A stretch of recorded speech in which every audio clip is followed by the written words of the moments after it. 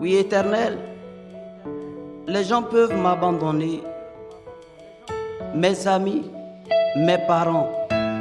Mais toi, tu es le Dieu fidèle, tu n'abandonnes jamais. Et tu es mon tout. Tu es mon tout, oh, tu es mon tout, oh, tu es mon tout, oh, tu es mon tout, oh, je t'en prie, ne me laisse pas seul, car... Bien-aimés du Seigneur, c'est une vérité. L'amour de Dieu demeure intarissable pour quiconque s'attache à Jésus-Christ.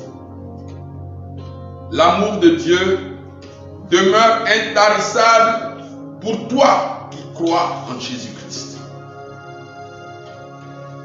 L'amour de Dieu demeure intarissable pour nous, amis IDP, qui sommes accrochés à Jésus-Christ, le pilier de notre vie. L'amour de Dieu est intarissable. Nous savons plusieurs chrétiens souffrent dans ce monde parce qu'ils ont donné leur vie à Jésus. Plusieurs sont humiliés parce qu'ils sont chrétiens. Plusieurs ont perdu leurs biens, leurs parents, depuis qu'ils ont accepté de marcher à la suite de Jésus. C'est vrai. Et ils en souffrent. Des portes sont fermées. Des amis sont partis. Des issues de bonheur sont bouchées. Et par moments, le désespoir essaie de prendre le dessus sur notre foi. Et nous vivons ces situations. Nous vivons ces situations.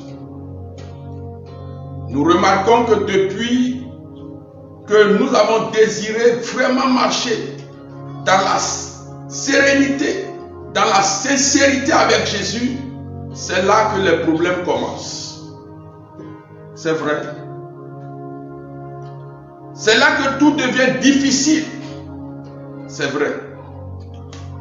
Beaucoup en souffrent. Mais ce matin,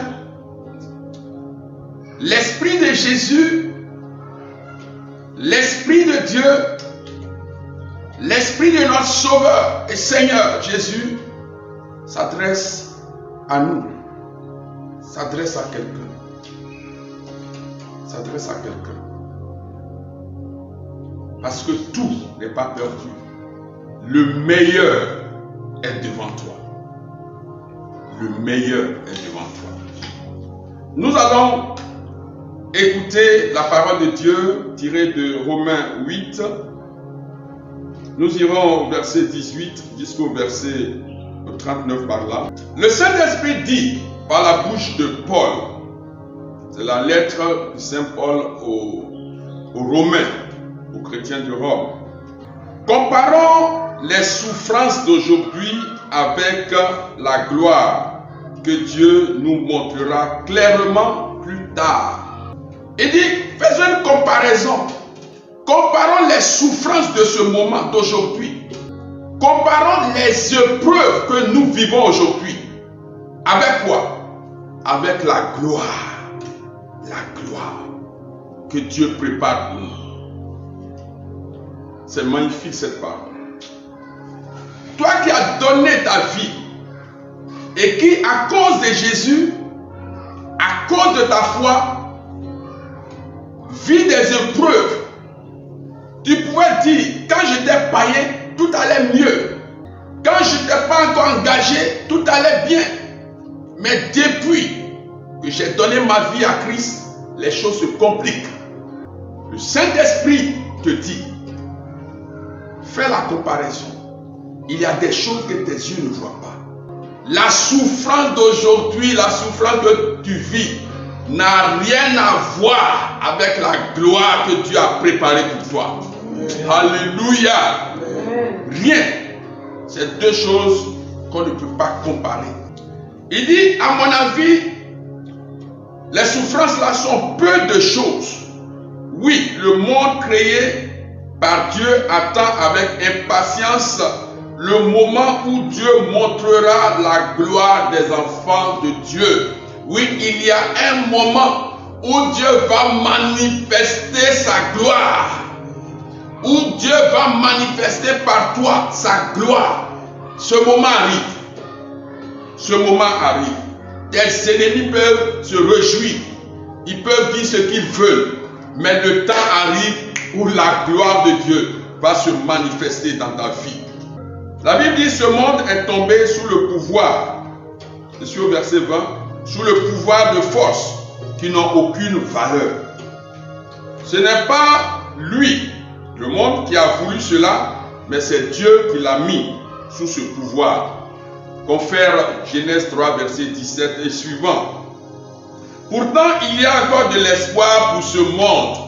Il y a encore de l'espoir pour quelqu'un. Il y a encore de l'espoir pour toi qui m'écoutes. Il y a encore quoi? De l'espoir. Rien n'est perdu. Rien n'est perdu. Quand je vois des gens se réjouir de leur soi-disant richesse, de leur soi-disant gloire, des gloires vaines, mon cœur est dans l'assurance que je suis sur la bonne voie. Nous sommes sur la bonne voie. Nous qui sommes en Jésus-Christ, il a dit, je suis le chemin, la vérité et la vie. Le chemin véritable qui conduit à la vie, c'est Jésus-Christ. C'est pourquoi je voulais t'encourager ce matin à maintenir ta foi en ce grand sauveur. Je vais aller un peu loin. Nous aussi, je suis au verset 23, nous gémissons dans notre cœur en attendant d'être vraiment enfants de Dieu et de devenir complètement libre. Complètement libre. Pourtant, tous avons déjà reçu l'Esprit Saint comme première part des dons que Dieu a promis. Voilà. Dieu nous a fait un acompte de ses grâces. Il a viré une première partie dans notre compte spirituel qui est en nous. Il nous a fait grâce du Saint-Esprit. Si Dieu nous a donné l'esprit de son Fils, si Dieu nous a donné son esprit, et si nous demeurons attachés à Christ, la délivrance un jour sera totale. Nous marcherons sur les souffrances de ce monde. Nous marcherons sur les puissants de ce monde. Nous marcherons la tête haute au nom de Jésus-Christ. Et déjà, nous faisons l'expérience de notre supériorité sur les forces du mal avec Jésus. Avec Jésus. Il dit au verset 24, en effet, nous sommes sauvés, mais en espérance. En espérance seulement. C'est-à-dire la grande délivrance, le grand salut, ce jour où Dieu va manifester sa gloire. Tes ennemis se tairont. Satan et ses démons regarderont et ils ne pourront rien faire. Nous sommes dans un royaume qui est descendu du ciel jusqu'à nous. Et nous devons continuer de vivre dans ce royaume seulement en appliquant les principes de ce royaume. Voyez-vous, je vais encourager quelqu'un qui traverse un moment difficile. Ne baisse pas ta foi. Ne baisse pas la garde de ta foi. Le meilleur est devant toi. Allons au verset 28. Nous savons encore une chose. Nous savons, la première chose que nous savons, c'est que les souffrances que nous vivons sont peu de choses devant la gloire qui est préparée pour nous. Une autre chose que nous savons, c'est que Dieu a déjà fait un premier acompte, un premier versement, pour parler avec des termes humains, un premier versement des grâces qu'il a prévues, qu'il a promises pour nous. Le Saint-Esprit. Et maintenant au verset 28, le Saint-Esprit dit encore par la bouche de Paul, nous savons encore une autre chose. Dieu fait tout pour le bien de ceux qui ont de l'amour pour lui. Dieu fait toutes choses bonnes pour ceux qui l'aiment. Ceux qui s'attachent à Dieu, d'autres versions disent, Dieu travaille dans le secret pour le bien de ceux qui l'aiment. Dieu ne fait pas de bruit. Dieu n'est pas dans le bruit. Dieu travaille parfois à ton insu, dans le secret, pour ton bien. Et quand ce bien se manifeste, tu cries miracle. Mais il y a longtemps qu'il travaille dans le secret pour toi, pour ton bien. Pourquoi? Parce que tu l'aimes. Pourquoi? Parce que tu lui as donné ta vie. Pourquoi? Parce que tu as pris la décision de t'attacher solidement à lui. Alors il travaille, son esprit travaille. Tu dois le savoir. Dieu travaille dans le secret pour ta victoire. Il dit au verset 29, en effet, ceux que Dieu a choisis d'avance, il a aussi décidé d'avance de les faire ressembler à son Fils. Il a décidé. C'est Dieu qui prend l'initiative.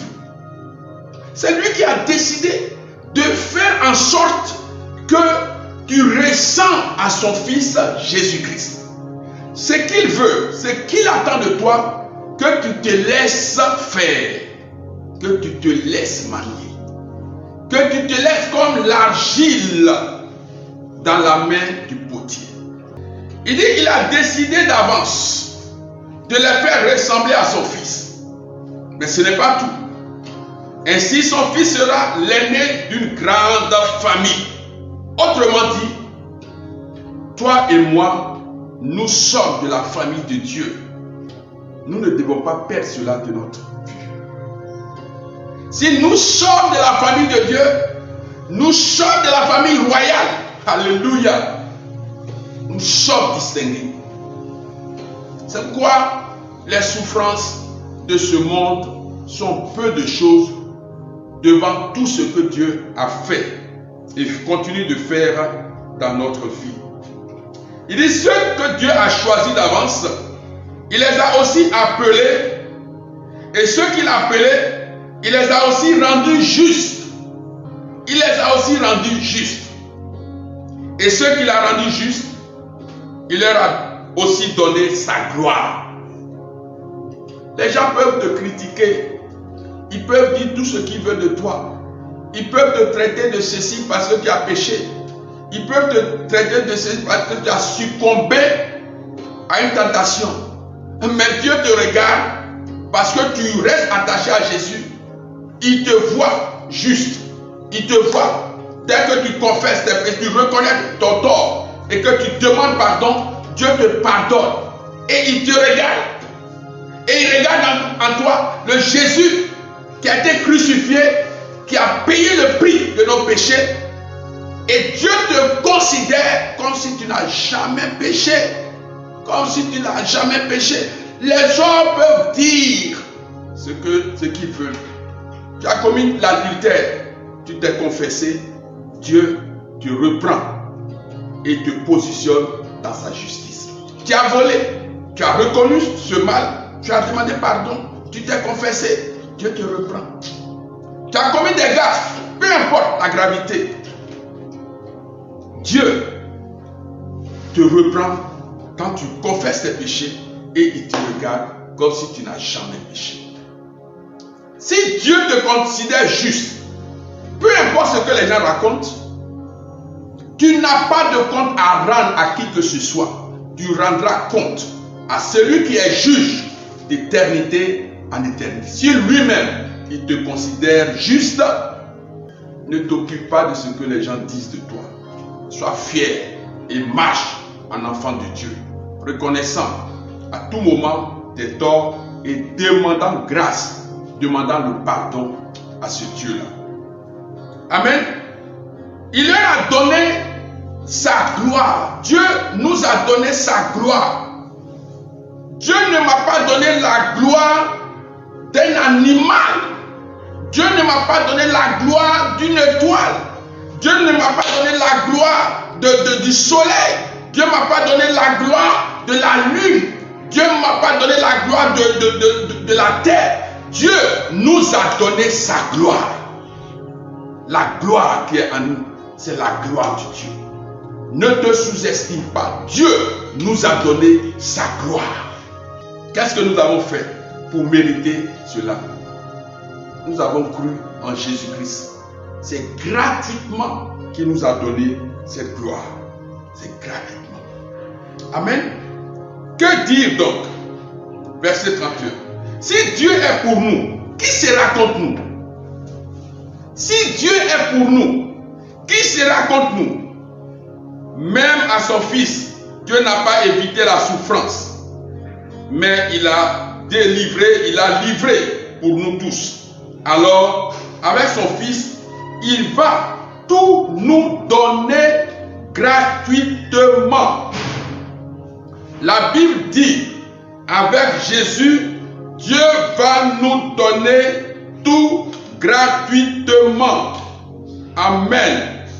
Gratuitement. Il t'a donné le Saint-Esprit. Gratuitement, Dieu t'a donné sa foi. Gratuitement, Dieu t'a donné sa joie.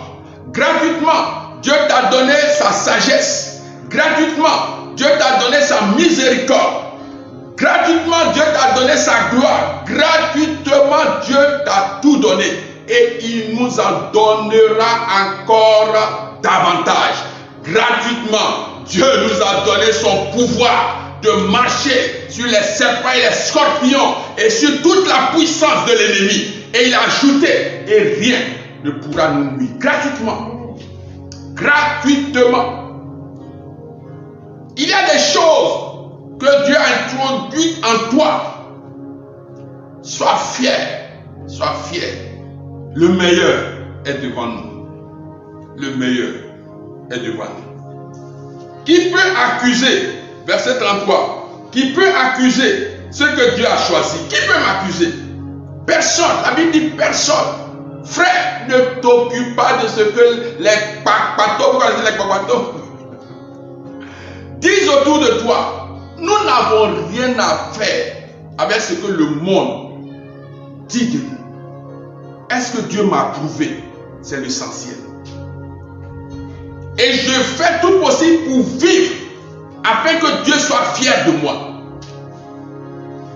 La Bible dit, il dit, qui peut accuser ce que Dieu a choisi? Personne. En effet, Dieu les rend justes. Dieu nous rend justes. Qui peut les condamner? Personne.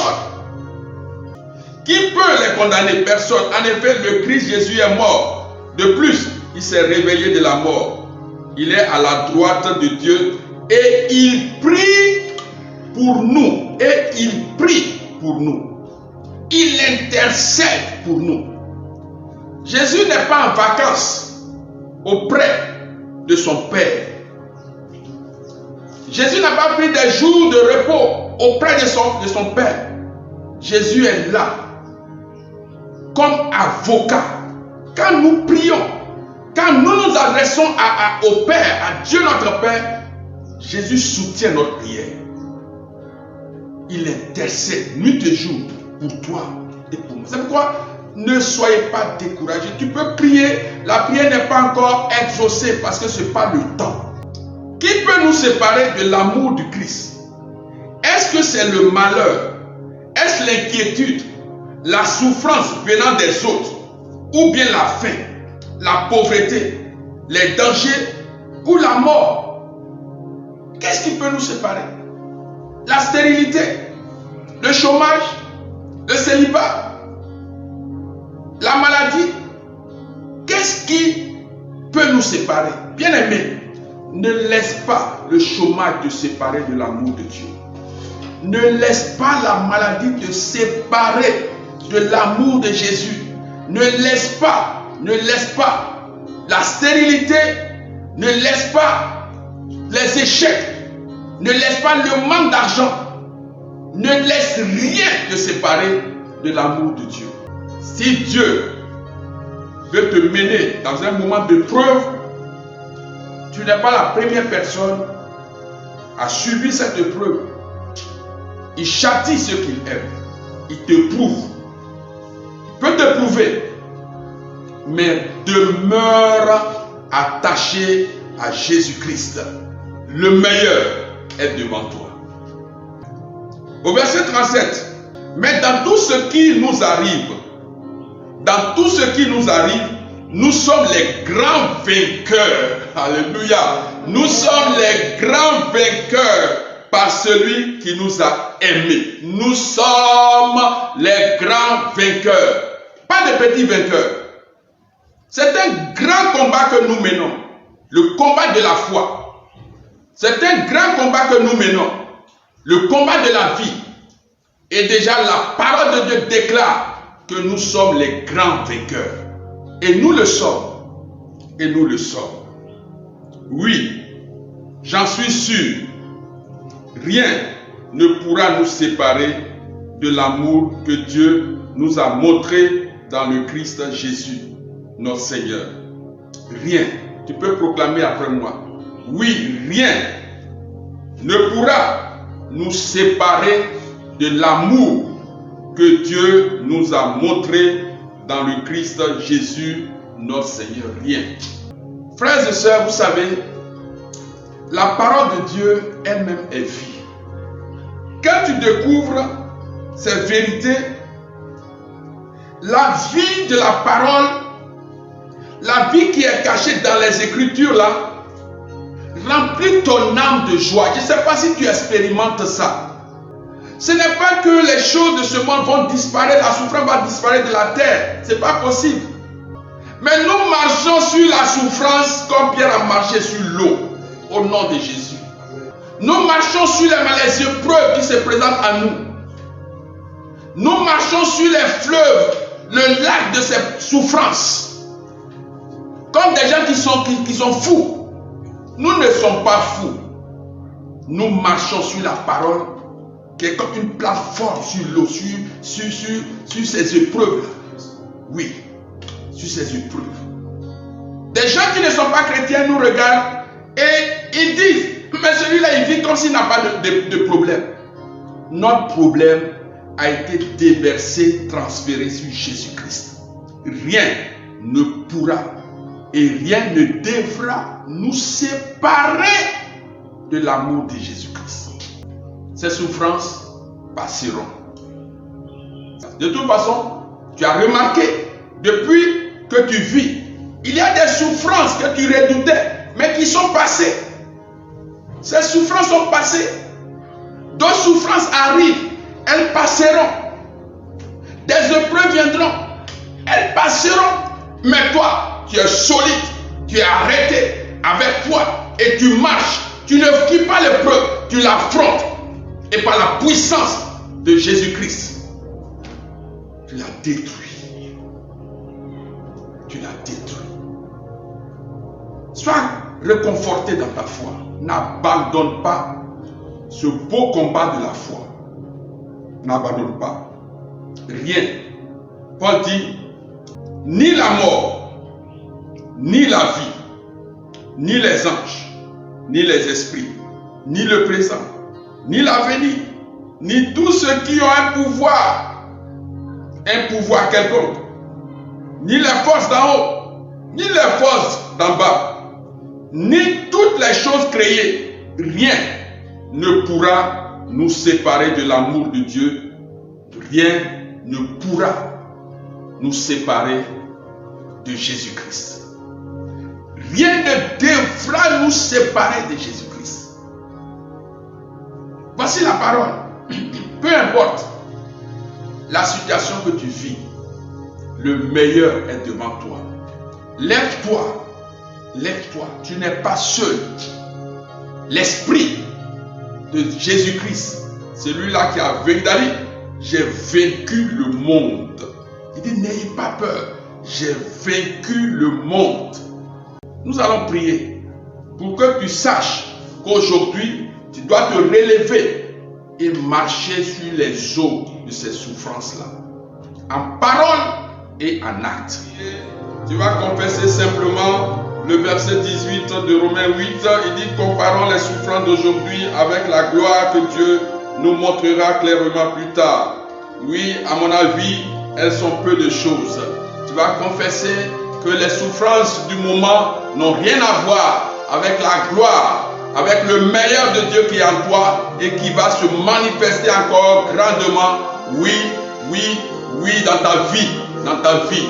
Tu vas confesser cette parole. Commence à les confesser. Seigneur, je confesse, je déclare que les souffrances que je vis, les problèmes que je vis, les épreuves que je vis, Seigneur, les défis que je rencontre sont peu de choses devant ta gloire à moi, devant ton meilleur que tu as placé en moi et qui va se manifester puissamment par ton esprit. Je te remercie, je te rends grâce, Seigneur Tout-Puissant, je te rends grâce pour la manifestation de cette gloire qui commence aujourd'hui, qui a commencé même depuis que je t'ai donné ma vie. Oh Jésus, merci infiniment. Bien-aimé, continue de proclamer avec tes propres mots. Proclame que l'épreuve que tu vis, peut-être au service, peut-être en famille, peut-être dans l'association, sont peu de choses devant la gloire que Dieu manifestera en toi. Confesse, prie le Seigneur, prie le Seigneur. Confesse, je te remercie Seigneur. Tu me donnes la capacité de prendre de la hauteur sur les souffrances du moment. Et je prends ce matin de la hauteur sur les épreuves que je rencontre. Seigneur, ces épreuves ne pourront m'éloigner de toi. Au nom de Jésus-Christ. Merci Seigneur. Merci Seigneur. Amen. Le verset 28 dit, Dieu travaille dans le secret. Il travaille à notre issue. C'est vrai, nous prions. Nous prions, nous gémissons. Nous invoquons son nom. Mais Dieu n'est pas dans le bruit. Dieu n'est pas dans le bruit. Confesse que Dieu, reconnais que Dieu travaille dans le secret pour ton bien. Il travaille dans le secret. Seigneur, je confesse ce matin, sur la base de Romains 8, verset 28, que toi qui gouvernes l'univers, toi qui règnes sur tout l'univers, de manière souveraine, tu as accepté de travailler dans le secret pour mon bien-être. Je confesse que tu le fais. Tu travailles pour que surgisse à moi le meilleur, ton meilleur que tu as placé à moi. Je confesse que tu travailles dans le secret à mon avantage, à ma faveur, en faveur de ceux qui croient en toi. Seigneur, tu travailles dans le secret pour que ma foi ne défaille pas, pour que ma prière soit exaucée, pour que ma foi se manifeste. Tu travailles dans le secret. Je le crois dans mon cœur et je l'affirme de ma bouche que tu es au travail pour notre bien. Et je te dis merci. Je te rends grâce, Seigneur. Remercie le Seigneur qui travaille pour toi. Il débouche les voies fermées. Il enlève les obstacles sur ton chemin. Dieu le fait. Souviens-toi, le jour où l'ange est entré dans la prison pour libérer Pierre, la Bible dit, pendant qu'il marchait, les portes s'ouvraient d'elles-mêmes. Les portes s'ouvrait d'elle-même. Aujourd'hui, je déclare sur la vie de quelqu'un que l'ange de Dieu marche avec toi et les portes qui étaient fermées s'ouvrent d'elles-mêmes au nom de Jésus-Christ. Pourquoi? Parce que Dieu travaille dans le secret pour toi. Dis-lui merci. Si tu le crois dans ton cœur, affirme que Dieu effectivement travaille dans le secret pour ton bonheur. Merci Seigneur pour ce que tu fais. Proclame après moi.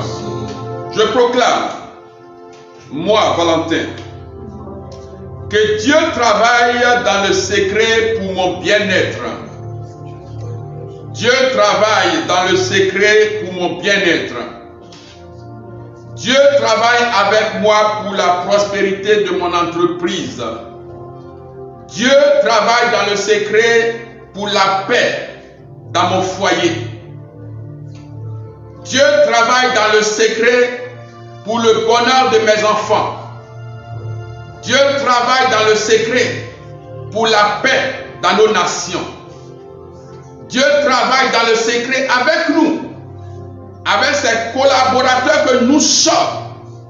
Dieu travaille dans le secret pour que nous marchions, pour que je marche sur les souffrances du moment.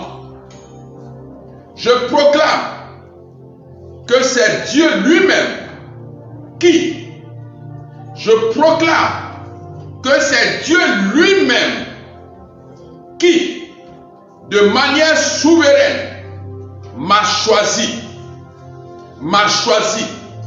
m'a établi, m'a justifié, m'a glorifié. C'est Dieu qui l'a voulu ainsi. Et c'est lui qui l'a fait. Je proclame que je fais donc partie de la famille de Dieu. Je confesse que Dieu lui-même m'accorde les grâces qui sont nécessaires pour ma vie, pour mes enfants, pour la délivrance de mes enfants. Aujourd'hui, les portes du bonheur s'ouvrent pour nous. Les portes de la paix s'ouvrent. Les portes de la joie s'ouvrent. Les portes de notre supériorité sur la puissance des ténèbres s'ouvrent. Les portes de notre victoire s'ouvrent. Et nous accueillons cela. Nous croyons dans notre cœur. Je crois dans mon cœur. Et je confesse de ma bouche que je suis, avec tous mes amis UDP, plus que vainqueur. Rien ne pourra me voler l'amour de Jésus qui est dans mon cœur. Rien. Aujourd'hui, je prends la ferme décision de ne laisser quoi que ce soit me voler l'amour de Dieu, me voler la joie de Dieu, me voler la bénédiction que j'ai reçue de mon Dieu. Les choses changent. Le meilleur est devant nous. Et le meilleur est déjà à nous. À cause de la présence de l'Esprit de Dieu en nous. C'est pourquoi mes prières sont entendues. Pourquoi? Parce que Jésus lui-même intercède pour moi. Toutes les prières qui n'ont pas été bien rédigées, bien dites, Jésus les arrange pour que cela soit présentable devant le Père. Merci Jésus. Tu vas présenter à Jésus, tu vas déposer dans les mains de Jésus une prière spécifique, une prière personnelle que tu voudrais dire à Dieu. Remets cela entre les mains de Jésus et dis-lui d'être ton avocat auprès du Père. Prie, c'est une prière personnelle. Dis quelque chose, demande quelque chose. Demande quelque chose. Demande ce qui te tient vraiment à cœur. Demande ce qui te tient vraiment à cœur. Ne t'occupe pas des souffrances, des épreuves. Ignore-les. Demande quelque chose. À ton avocat, Jésus-Christ, qui est à la droite, à la place d'honneur auprès de notre Dieu. Demande quelque chose. Si tu crois que Jésus est là comme intercesseur en ta faveur auprès de Dieu notre Père, demande-lui. Confie-lui un sujet de prière. Demande-lui cela. Oh, crois ce que tu demandes. Crois ce que tu dis à Jésus. Merci Seigneur. Demande. Et tu répètes après moi là où tu es. Merci Jésus. Merci Jésus. Merci Jésus. Merci Jésus. Cher ami IDP, répète comme on le dit, dis-le, merci Jésus. Merci Jésus. Merci Jésus. Merci Jésus. Merci Jésus. Merci Jésus. Merci Jésus. Merci Jésus. Merci Jésus. Merci Jésus. Merci Jésus. Merci Jésus. Merci Jésus. Merci Jésus. Merci Jésus. Oui, nous avons des raisons de dire merci à Jésus. Nous avons tous des raisons. Merci Jésus pour la guérison. Pendant que tu dis merci Jésus, le Seigneur est en train de guérir. Les maladies sont en train de disparaître. Des situations sont en train d'être réglées. Pendant que nous sommes en train de reconnaître les bienfaits de Jésus dans notre vie. Oui, dans le monde spirituel, il y a un bouleversement. Il y a un remue-ménage dans le monde spirituel. Les anges sont en action. Merci Jésus. Merci Jésus. Merci Jésus. Merci Jésus. Merci Jésus. Merci Jésus. Merci Jésus. Merci Jésus. Merci Jésus. Merci Jésus. Merci Jésus. Merci Jésus.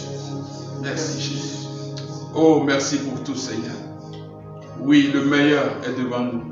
Ce meilleur se trouve en toi. Tu es le puits dans lequel nous puisons le meilleur. Tu es la source intarissable de tout ce qui est excellent, tout ce qui est meilleur dans le ciel et sur la terre. Et nous t'avons comme source de bénédiction. Merci pour tout ce que tu as fait. Merci. Spirituellement, tu nous as rétablis. Moralement, tu nous as guéris. Seigneur Tout-Puissant. Et nous sommes repositionnés. Merci Jésus. Merci infiniment. Toute la gloire à toi. Toute la gloire à toi. Amen.